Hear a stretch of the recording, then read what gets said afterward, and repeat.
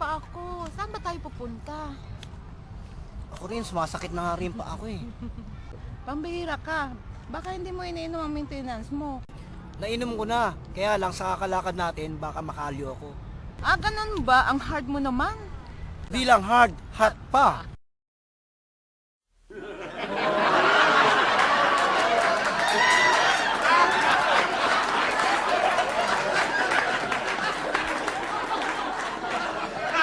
Makakalayo kaya sa paglalakad si Boris?